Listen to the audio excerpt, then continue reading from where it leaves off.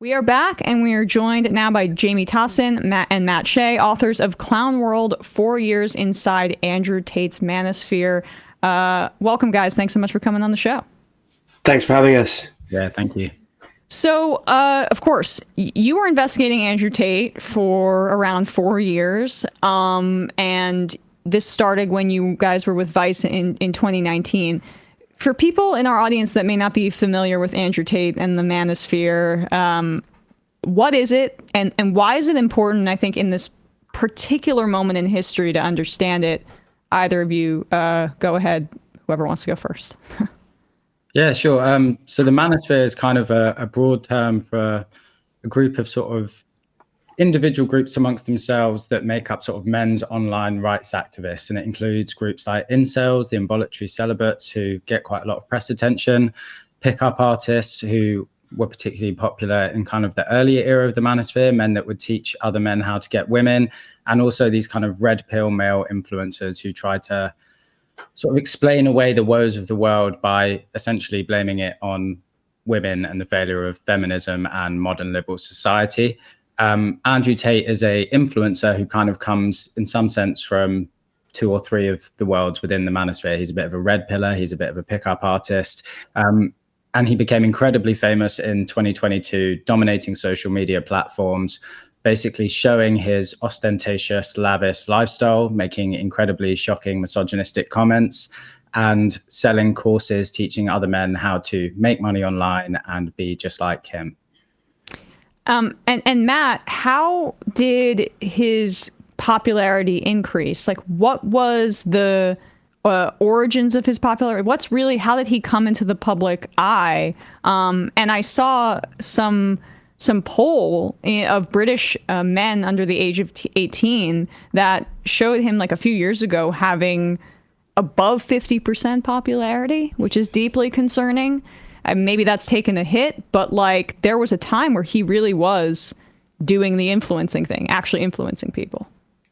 I think he still is. I think first we should get an idea of the scale of that popularity. So by many metrics, Andrew Tate at his peak was the most famous person in the world. One of the most successful people of all time on social media. At one point was the most Googled man in the world. You pointed out a study in the UK that shows that, at one point, a majority of young boys and men had a positive view of him. There's similar polls reflect his support in the US and Australia and all around the world, really. And when you consider the extreme views that he's putting out there, this might come as quite a shock. But the way he achieved that fame and that popularity was he was one of these people who was kind of an early realizer of the fact that the louder and more controversial you are, the more that the algorithms on various social media platforms will push you out. And the speed at which he became, by many metrics, the most famous man in the world is unprecedented in history, really. It was a matter of months that he was able to kind of take over Twitter, TikTok. And I think that, one of the main ways he was able to do that was simply by being controversial and being loud, and the algorithms favored that. But also he did have a pretty kind of clever scheme where he would essentially create an affiliate marketing program where you would his followers were encouraged to share content of him, specifically more controversial content. And underneath the videos that they shared, there would be a sign-up link to his online courses where you would learn how to become supposedly wealthy and successful like him and how to become an alpha male. And so if someone signed up through your link underneath your video you posted of Andrew Tate, you would get a percentage of the sign-up fee. So it was kind of like he financially incentivized young men all across the world to make him famous. And he had a kind of social media marketing team, a small team of young guys. It's not some crazy sophisticated operation. If anything, it shows just how easy it is to manipulate these social media algorithms. A few guys in a house somewhere in Romania can basically manipulate the algorithms to make someone the most famous man in the world overnight. And what did his content look like? What were some of the major themes? how did he break through the noise? There are a lot of folks on the internet, like Nick Fuentes or whatever, that say the most outrageous things possible, but they don't get to the peak of his popularity. So he made some really shocking misogynistic comments. He spoke about women should in part be responsible for their own rapes because they put themselves in situations to be raped. He said the world would be a better place if women had the number of men they'd had sex with tattooed on their forehead.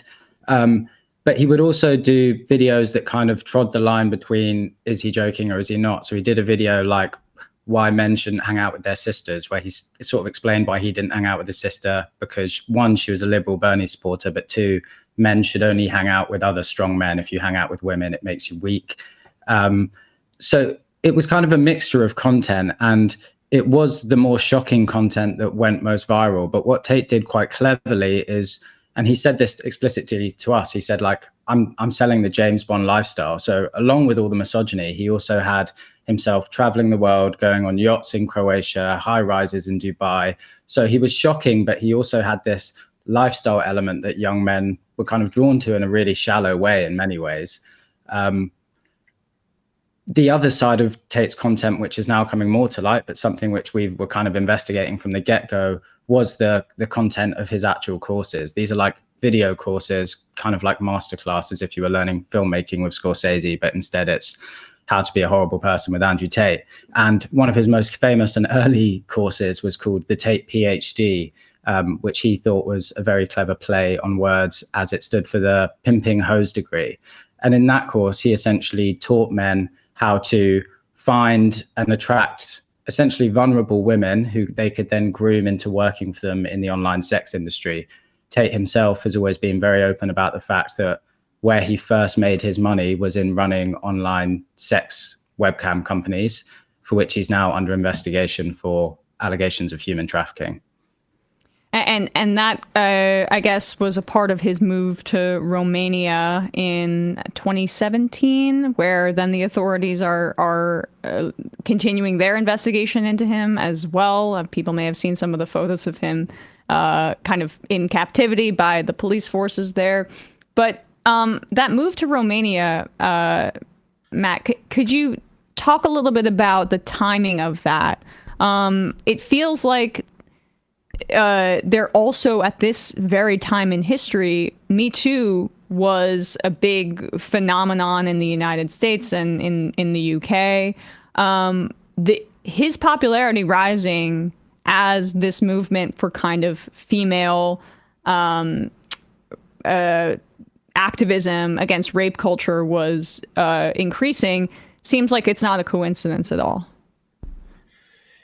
Yeah, I mean, we now know that he moved to Romania after a police investigation into him for rape and physical abuse, allegations which he denies of at least 3 women back in the UK.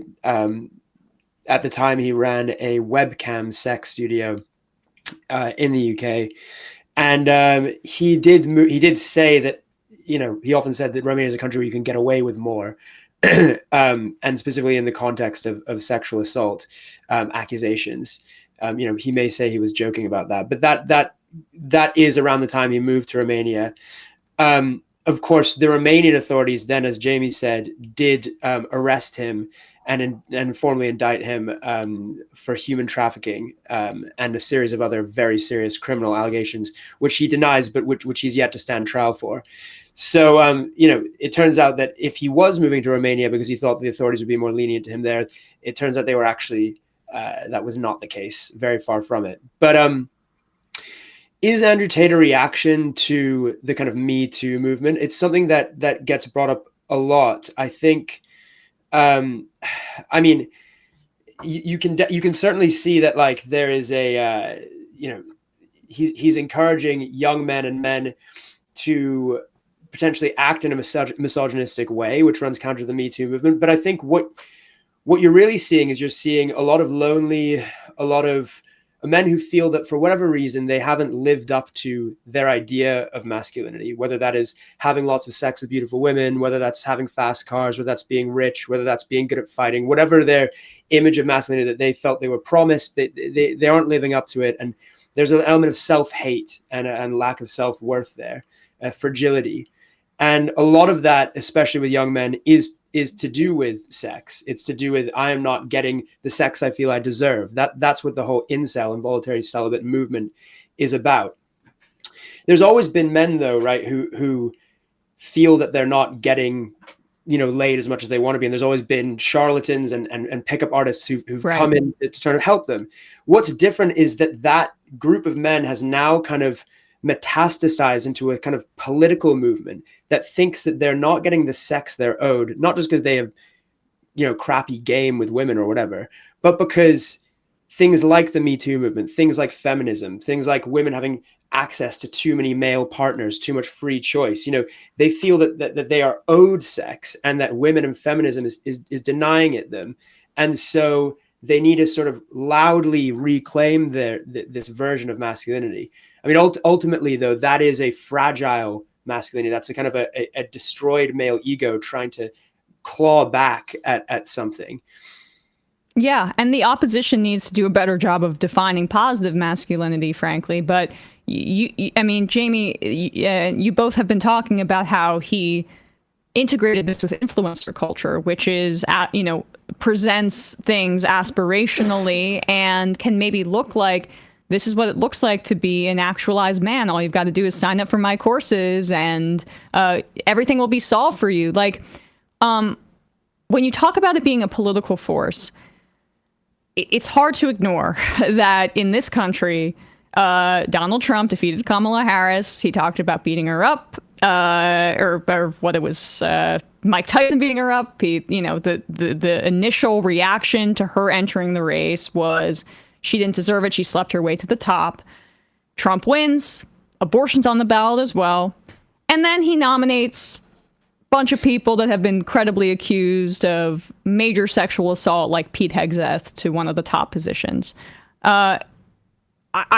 Steve Bannon harnessed Gamergate to initially build Trump's support of like these online misogynistic communities.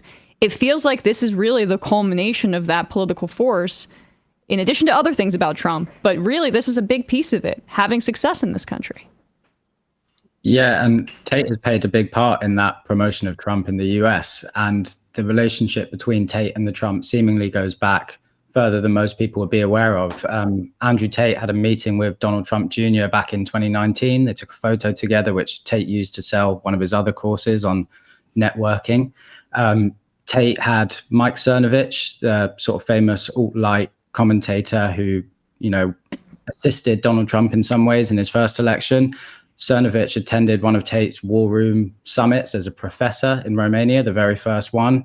And we found a lot of links between Tate and sort of the MAGA right. And a lot of them seem to come through this guy called Miles Sonkin, an American citizen who we essentially investigated and uncovered the true identity of in our book. He goes by the name of Iggy Semmelweis and sort of LARPs as a wizard, sorry. But he had lots of connections with kind of MAGA land and put those people in touch with Tate. And I think it was kind of a symbiotic relationship in that Tate had lots of young male fans, and that was useful to Trump, particularly as we saw in the most recent election. But also in the era of Trump, politics has become the best way to get traction on social media, talking about political issues. And Tate really, really latched onto that as well. Obviously diving down the more conspiratorial end, but there has been this sort of symbiotic relationship between Trump and the Tates. And Matt, who are some of the other players in like the almost extended universe for Andrew Tate that people may be familiar with? I mean, Fresh and Fit is the first kind of duo that comes to mind. Yeah, Fresh and Fit. They're sort of in the kind of misogyny shock jock world, quite big. Sneeko, people like Aiden Ross, but Trump appeared on his stream. Trump appeared on his stream. Yeah, it's really it's really crazy to think that Trump appeared on the stream of one of Andrew Tate's biggest sycophants. It's crazy, but recommended to him by his son Barron. Yeah. Also, one of the Trump children has met with Tate, right, Jamie? Yeah, Trump Jr. and also a current Trump staffer before becoming a Trump staffer spent 2 days staying at Tate's house in Romania. There are lots of connections between them. Trump had a photo op in the run-up to the recent election with Justin Waller, who's another friend of Tate's, has lived in Romania with Tate and is a member of his war room that we investigated. We investigated for being a global cult that trains men how to groom women into sex work. I want to get to that next. For sure. This is really serious stuff that the American right and Republican Party are associating themselves with people that they may not even realize are accused of incredibly serious crimes. Elon Musk, now we also have like kind of boosting Andrew Tate. I mean, Elon Musk reinstated Andrew Tate on X, but he also has like retweeted and supported him on Twitter recently. And yeah, this comes at a time where, we've talked about the extreme side, but then you also have lots of stuff in between. You have Joe Rogan, you have Dana White, the founder of UFC, and their influence on another kind of fragile masculinity, which we saw that in Mark Zuckerberg, who put Dana White on his board at the same time as he went on Joe Rogan to kind of proclaim that we needed to be more masculine, and in his tech company Meta needed to be more masculine and become too effeminate. So this idea of like reclaiming masculinity and the fear of like the feminization of men is present on the extreme side, but also, it's at the top levels of Meta and the Republican Party. It is present in basically every fascist movement. Even if you look at the rise of in Nazi Germany, Hitler appealed to like this.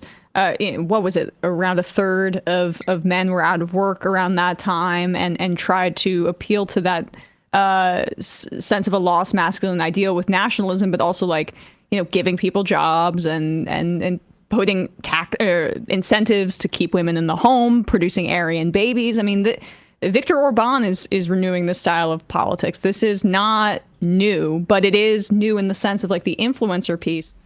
Hey, folks, don't forget to hit the subscribe button and check out our daily show. We do it every day at 12 p.m. Eastern for about 2.5 hours. We even take phone calls. You should check that out.